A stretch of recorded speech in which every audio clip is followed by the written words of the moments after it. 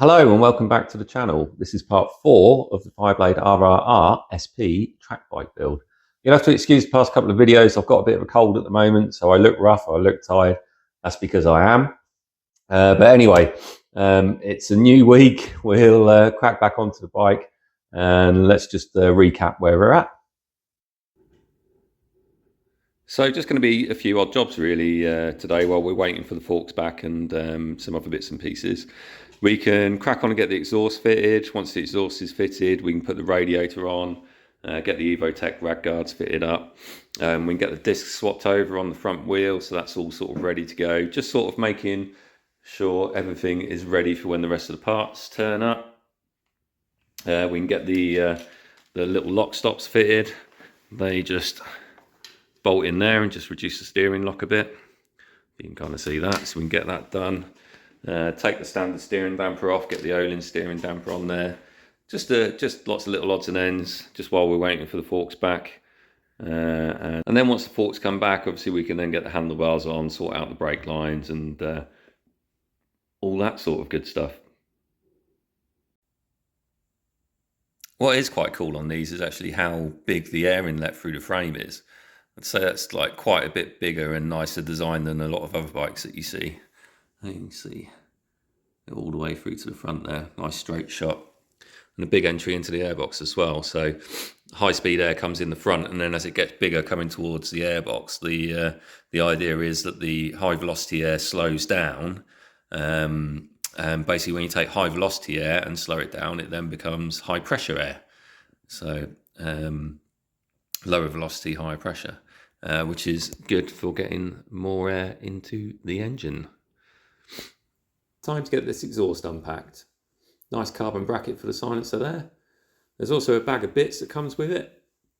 And in there is a little plate that you can use if you're retaining the exhaust servo to stop it throwing any faults up. I'm just pointing it out in the bag there. Obviously we don't need that because we're removing the servo. And also in that bag comes some special anti-seize lubricant for the joints. Now this exhaust comes pre-assembled. However, they put little stickers, little QR stickers on the slip joint. So I guess that's for when they're assembling them in the factory. And I think it's a good idea just to take it all apart and take those stickers off and make sure it's all clean with a bit of brake cleaner before then assembling it with some of the anti-seize paste, which is supplied with the exhaust.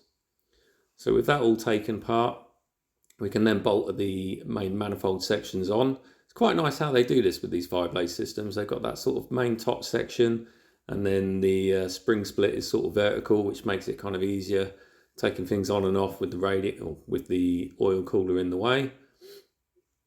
Just making sure the springs we can get onto the flanges before we torque them up with the torque wrench.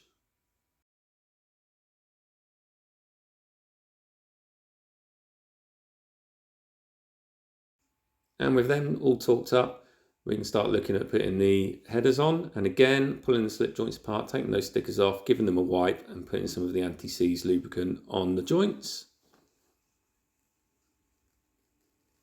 The outer two go on first.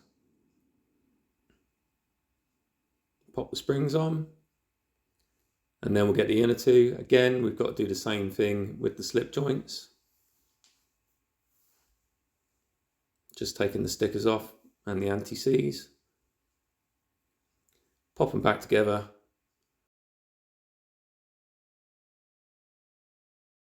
And it just slots up nicely like that. And with all the springs on, we can then look at putting the link pipe on. Again, some more anti-seize on the slip joint. Get it pushed on.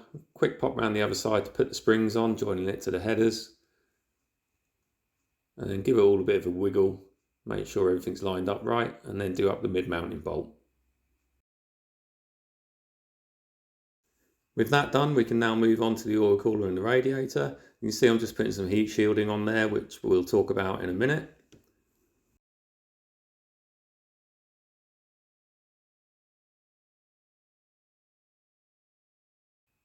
And just remembering that we had undone those bolts on that line, so just taking them out and putting them back in with a tiny bit of Loctite on there and just nipping them up so they're all good and tight and ready to go.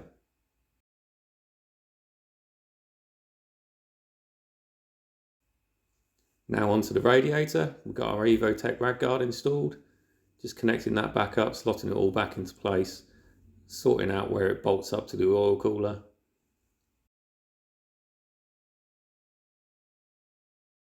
Quite a few mounts really on these. And then with that bolted up, we can connect the hoses with some new clamps. And good for the next job. Evotech radiator and oil cooler protection on. We've got the radiator back installed. So you can see with the radiator cover, it just hooks in at the top and then sort of clamps in with the bottom mount bolts. And then it's got the little rubbers on the side and stuff. The oil cooler, now on the standard bike, it has a plastic cover that goes over this and it clips into the oil cooler. And that is normally what holds the evotech guard in place. And obviously we won't use that original cover because we'll have race fairings on it. So literally just popped a cable tie through there just to stop it going walkabout. But again, that's got the rubbers on it to stop any chafing and such like.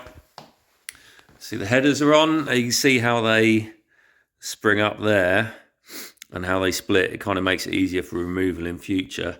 This is worth mentioning. It's not something that's in the Akrapovic fitting instructions or anything like that. But if I remember right, it's in the HRC manual. But this oil cooler pipe, the sort of rubber braided section here, does run very close to the header. So I always tend to just wrap it in some heat shielding and lock wire that around it, just to give it a bit of protection. The other oil cooler pipe round here, that's all sort of metal up until that part, and then it has its own little heat shield as part of the sort of bracketry around there anyway. So kind of got that covered. All the lambda ports are blanked off and lock wired. We'll check those after it's been run, just check the tightness of them and redo them if needs be. And for the moment, we'll leave the silencer off because obviously we've still got to put the rear shock back in, which we'll need to move the subframe for. And obviously the carbon bracket bolts onto the subframe. So all coming along quite nicely, really. And while we're talking about the radiator, the hose clips, the standard ones, aren't reusable, so we've just put some normal worm drive ones on. And I'm not filling the coolant system yet. So like I've done on previous projects, I'll leave the radiator cap off as a kind of visual reminder that there's no coolant in it. I could also, put a bit of masking tape or something on the dash or on the top yoke. And that's another thing people do. A little note saying no engine oil or no coolant or whatever. Yeah. So another little thing I've found on Hondas over the years, and it still seems the same applies, mainly with Renthal sprockets on Hondas. And whether that's because they use the same sprockets on so many different models, I don't know. But if you imagine we just put that sprocket on, and we'll just wind that all the way in. Now obviously that washer is a dished washer, and that's meant to do up onto the sprocket and kind of acts almost like a locking washer. But that washer is now bottomed out. The bolt, is tight, and the washer is bottomed out on the output shaft itself. But the sprocket isn't actually tight. Now I've seen loads of Fireblades over the years, the older ones and everything, and they've been ran like that. And, it doesn't really cause a problem. The only thing you could say is there's the potential there for output shaft wear, like on the splines and stuff. But it's just not nice, really, is it? It's not quite right. So the best thing to do with that is reach into my selection of shim washers. And we will have a look at the chain alignment when we get the sprocket and everything in. But the nicest thing to do is put, and it's only like a 0.5 mil, 1 mil washer. It's not a fixed shim washer at all. And the nicest thing to do is just put something in there so that the sprocket does actually do up properly. So if I now wind that in, there we go. That's how it should be. It should be tight. It shouldn't be flapping around on the output shaft. So, but like I say, we'll check the sort of chain alignment when we put the rear wheel in and the chain on, and just make a executive decision as to whether we put the shim washer behind or in front of the sprocket.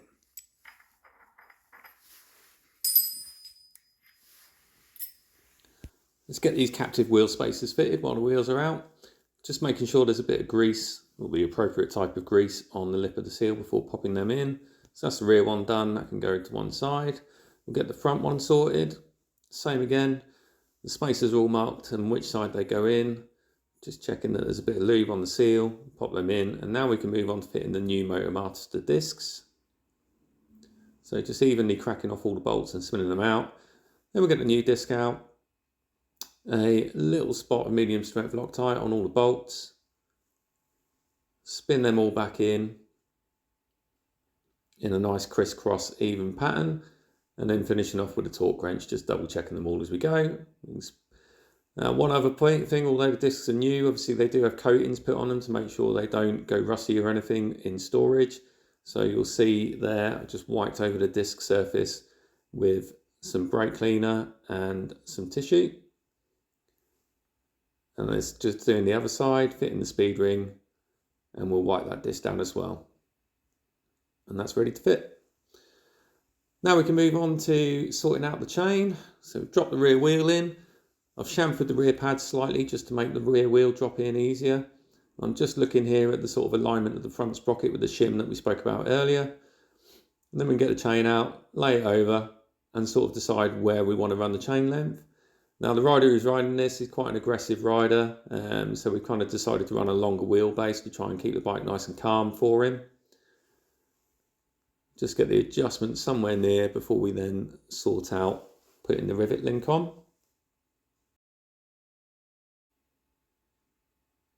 So again, this is actually a Tsubaki chain, but the rivet type is similar to the DID one, so I'm just using my DID tool to burr over the end of the rivets.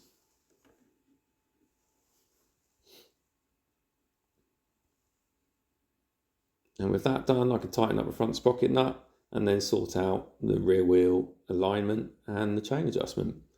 Now, as per normal, we'll recheck this after the dyno once the chain's bedded in.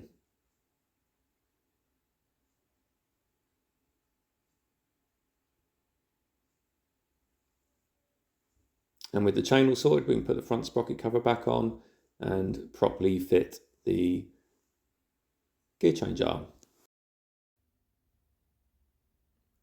So you may notice we skipped a couple of steps. There's a very good reason for that, and that is basically I had a power cut. So although it was bright enough in here, or light enough in here to carry on working, it wasn't really light enough to warrant recording anything. So I just cracked on with the bike and kind of got it all built back up. So it is pretty much ready to go off for dyno now. We've got the forks back in. Got the brakes on. The lines we've not got here yet, we'll get them sorted out in the next day or two.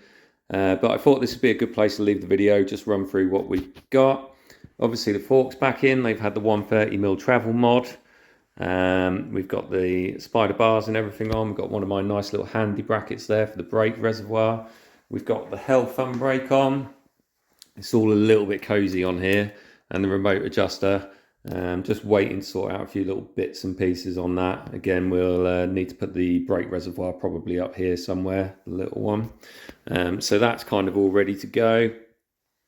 Chain and sprockets you already seen all go on. The rear shock's back in it. We have got some suspension potentiometers on it for some data logging. And basically in the next video, all we've really got to do is put the silencer on, get some coolant in it, and we'll run through what's involved with putting the coolant in it, because there are a couple of little things that have to be done when you refill it, and sort of sort the brake lines out as well. That'll probably be the last video, because aside from dyno, brake lines, and bodywork, pretty sure that's it. So it's looking good, coming together nicely. So as always, thanks for watching everybody. Please like and subscribe, and we'll see you next week.